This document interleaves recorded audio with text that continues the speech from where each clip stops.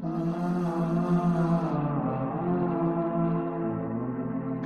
الحمد لله نحمده ونستعينه ونستغفره ونعوذ بالله من شرور أنفسنا وسيئات أعمالنا من يهده الله فلا مضل له ومن يضلل فلا هادي له وأشهد أن لا إله إلا الله وحده لا شريك له وأشهد أن نبينا محمد عبده ورسوله. Falëndrimet I takojnë të Madhit Zot Xhelal Teala, paqja, mirësitë, begatit e Zotit qofshin mbi profetin Muhammed, mbi familjen e profetit, mbi shokë dhe mbi gjithë pasuesit e tij deri në Kiamet. Kemi folur në hutbën e kaluar në pjesën e parë për metodat praktike edukative. Disa reflektime praktike të jetës së përditshme, të cilët Abdul Kerim El Bekar, një profesor doktor, një edukator, pedagog I njohur tek muslimanët, I ka sjell këto metoda që të përfitojmë edhe ne vetë në rolin edukatorit, prindit dhe pa ma parasysh pozicionit ton që kemi brenda familjes dhe shoqërisë. Metodat e para që kemi përmend kanë qenë të mbjellët vlerat me fjalë të pakta, të pyesim në vend që të urdhërojmë, të mësojmë së bashku sjelljet që kanë dobi, të vëzhgojmë të mos gjykojmë, të ndajmë kohë për bisedë, edukojmë me dashuri jo me frikë, ndajmë përgjegjësitë së bashku, mësojmë durimin në përgjithësi, vlerësojmë sjelljet jo vetëm personin dhe edukojmë përmes shembullit. Këto kanë qenë 10 metoda praktike edukative, do të mundohemi që edhe pjesën e dytë t'i ndajmë së bashku me juve, duke lutur Allahun xhelal teala që na bën të dobishëm neve dhe ta bën të bereqetshëm brumin të cilën e shpalosim para juve. Për metodave tjera që përmend autori, praktike pra, të cilat kërkojnë ato t'i realizojnë, pra nuk kërkojnë që t'jenë të teori, t'jenë të thata, nuk kërkojnë që të shkojmë me një shkollë, me ndonjë kurs, me një trajnim të veçantë, por janë diçka praktike të thjeshta që mundemi ne t'i mësojmë, t'i praktikojmë tek fëmijët, tek nipat, mbesat e kështu me radhë. Për këtyre metoda thotë të gëzohemi me përmirësimin e tyre, jo vetëm me përsosmërinë. Pra shpesh herë ne I dimi pikat e forta tek fëmijët tanë, por ne kemi më shumë nevojë të ngjallim ose të rritim çështjen e përmirësimit tyre.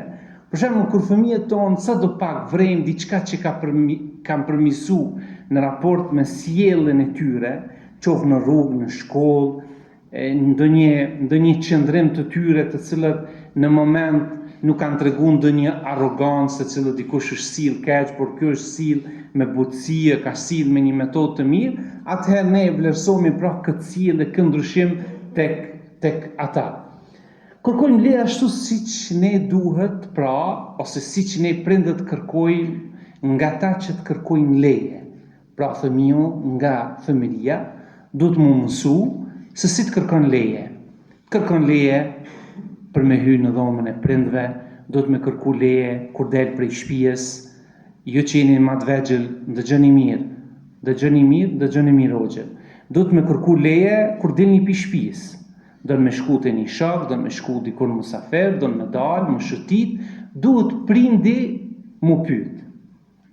A ka mundësi të shkoj të luj, a ka mundësi të shkoj të ndaj, a ka mundësi kështu më radhë.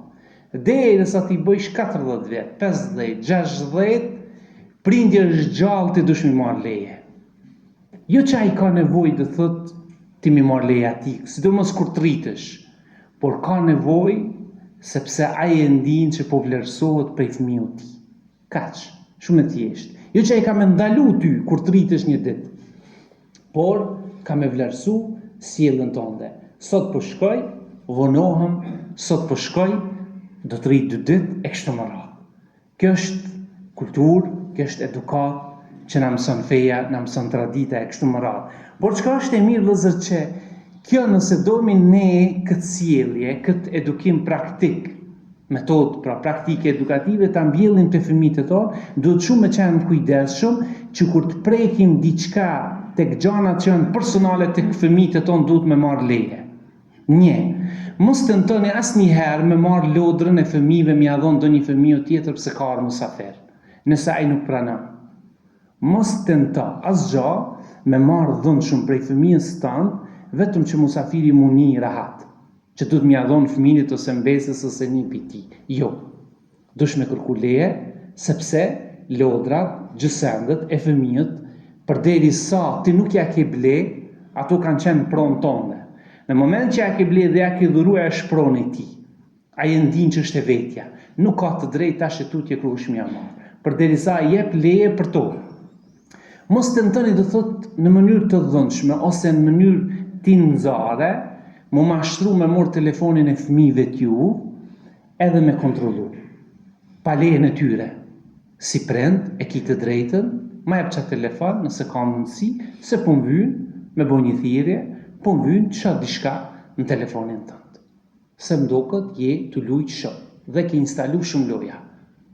Këtë metodë e gjenë, përderisa ke të drejtën pastaj me ja korrigju telefonin, iPadin, pra pajisjet të cilët ai komunikon, por jo dhëmshëm, jo në mënyrë tinzare, jo me hy, pra me marrë telefonin e tij pa e ditaj dhe nuk ka mundësi që fëmijët sot pa e vrejt një gjë të tillë. Pra ti mësojmë ata duke kërku pra leje paraprakisht ne prej tyre. Prej metodave i mësojmë që të gabojnë pa frikë, sa herë që gabojnë fëmijët, kanë thy gjësende, kanë bo sherr në lagje, kanë bo të shkolla sherr, e kështu më radhë, duhet jemi më të qetë, duhet ta shikojmë nivelin e atij sherrit që e kanë bo, të asaj keqe që e ka bo. Ja vlen mos shqetësu, nuk ja vlen. Ndoshta dikush e ka rritë të shkolla, ndoshta dikush tjetër e ka bo, e kështu më radhë, pra mos të mbjellni frikë që fëmijët tanë sa herë që të gabojnë në jetë, ata të ndihen frikësuar prej neve. Por të mundohemi që ndalë prej gabimeve të tyre, ata të mësojnë një jetën e përditshme. Emërtojnë ndjenjat, nuk i shtypim ato, sa herë që ata janë smut, sa herë që ata shprehin ndonjë ndjenjë, ne të emërtojmë ato. Për shembull, nëse fëmiu është i smut dhe ke marrë ke çu te mjeku, nuk ka bërë lëvizjet pa kontrolluar, pra ka qenë ai i cili ka pas një durim, ka qenë i gatshëm që mjeku me ofru një shërbim mjekësor, është mirë që këtë ndjenjë me rritë ka ai, je tregu shumë i durueshëm, je tregu shumë trim e kështu më radhë, jo të mundohemi të thotë ta shtypim ndjenjën kur ai friksohet prej diçkahit, qysh dimi ne pra, mi thon tuc, ti nuk guxon, ti e kështu e ti ashtu, do thotë këto ta shtypim, por të ngrisim ndjenjat dhe t'i forcojmë ato. Pe pikave do thotë që përmenda autori për metoda i rikthejnë kuptimin edukimi çdo herë vetes son, se ky është një rrugtim, nuk është pra një detyrë, nuk është një profesion, me edukim nuk dalmi ne në penzion, por vazhdojmë edukimin derisa të jemi gjallë dhe pastaj të krijojmë dhe ndërtojmë njerëz të cilët janë të ekuilibruar në jetë, dashamirë të dobishëm për veten, për familjen dhe për shoqërinë. Gjithashtu zgjedhin fjalë me kujdes, shpesh herë ne si prind, pra në rolin e prindit, në rolin e edukatorit e kështu me radhë, shprehin fjalë të pakontrolluara, kur i nënvlerësojnë, nënshmojmë ata e kështu me radhë, dhe sa herë që ne ndjejmë pra se kemi përdorur një fjalor jo të duhur, ne duhet të jemi ata që e përmirësojmë veten para tyre dhe që mos përsëriten këto gjëra do thotë tek ta. I përfshim në vendimarrje. A dini sa është me vlerë, për shembull, që prindi me përfshi fëmijën e vet në vendimarrje. Nëse një fëmijë ka prirje për teknologji, e merr çfarë ditë që do me ble një telefon, do me ble një pajisje teknologjisë, e merr dhe konsultohesh me ta. Çfarë po ta merr mendja na me ble? Nëse do me ble një televizor, nëse i merr dhe i bën pjesëmarrës në vendimarrje. Kjo është një lloj krenarie që ngjallet tek fëmijët, pra kur ata ndihen që janë pjesë të shtëpisë dhe janë pjesë e vendimarrjeve, pa marrë parasysh se a do të mirët mendimi ose ideja e tyre në fund apo jo. E lidhim çdo vlerë me sjelljen e përditshme. Pra kjo është një sinqeritet që kemi mësuar, kjo është një durim, kjo është një bamirësi e kështu me radhë, mundohemi në raste të caktuara ti lidhim gjëra teorike me ato praktike. Inkurajojnë fëmijët çdo herë, por asnjëherë nuk i krahasojnë. Gabimi më i madh që bëjmë ne prindët kur ne i krahasojmë fëmijët e tanë mes fëmijëve brenda shtëpisë. Kur e krahasojmë djalin e vogël me të madhin, kur i thomi se i madhi është i suksesshëm, ai po mëson, ai po din, ti nuk je të mësu, ti nuk je të sjell asgjë, ti nuk je kështu, do thotë gjithherë bëmi vlerësime, ose me fëmijët me shokët e ti, ose me shoqet e kështu me radhë, por ky është gabimi më i madh që ne e vdesim guximin, e vdesim do thotë kreativitetin, motivin për me qenë ai produktiv nesër nëse bëmi krahasime. Jo krahasime, por gjithherë ti inkurajojmë dhe ti mësojmë se ata duhen me qenë vetvetja. Dhe për së fundi besojmë se çdo fëmijë është ndryshe. Secili prind i cili ka më shumë se një fëmijë, e sheh se asnjë fëmijë i tij nuk është i njëjtë. Pra ne nuk jemi në këtë botë kopje as kujt, por ne jemi një krijesë e veçantë Allahu xhalla taala, secili prej neve ka kodin e caktuar, i ka pra personalitetin, dignitetin e vet. Jemi secili në vete. Pra ta, përgjithësi do t'i marrim vetëm as një nga një, pra qoftë në këtë jetë dhe pastaj do t'japim edhe llogari si individ e jo si grup. Andaj mos tentojmë që fëmijët e tanë gjithherë me ndru ose mi pa ata se duhen me qenë të njëjtë, por secili ka pra sjelljen e tij, secili ka karakterin e tij, secili është personalitet në vete dhe ne tentojmë secilin pra ta edukojmë në bazën e atyre personaliteteve që kanë ata. E lutem Allahun xhalla taala që Zoti na bën edukator të denj.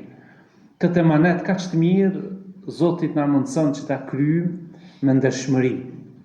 Mos dorëzohemi asnjëherë pa marrë parasysh fortunave, pa marrë parasysh problemeve që mund të sjellin fëmijët e tanë, qoftë djem ose vajza, një ditë në shtëpinë tonë, në familjen tonë, çdo rrethon që vjen, pra ne duhet me qenë ata edukatorët të cilët do durojmë, të cilët do të tentojmë që ata mi drejtu në rrugën e mbarë, në rrugën e Zotit dhe kështu dalin fitimtar, që dhe ata të përmisohen, që dhe ata të bëhen më të mirë një ditë dhe të gjithë pra të jemi të kënaqur dhe me razinë Allahu xhalla taala, e kur dalemi para Zotit të gjithë pra të jemi kënaqur që e kemi kry një emanet për emanetve që Zoti na ka lënë në dorë, ai është edukimi. Lutna Allahun të ditë xhumoja sepse Allahu përgjigjet lutjeve të besimtarëve.